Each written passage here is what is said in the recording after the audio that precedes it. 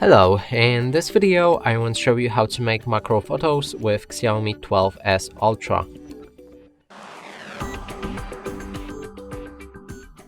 And to do this we'll need to open a camera, right here select the photo mode and click on the three lines in the top right corner of the screen.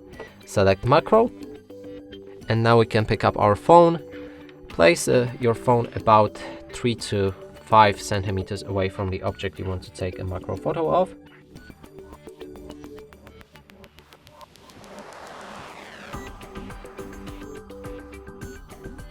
Click on the shutter when you're ready.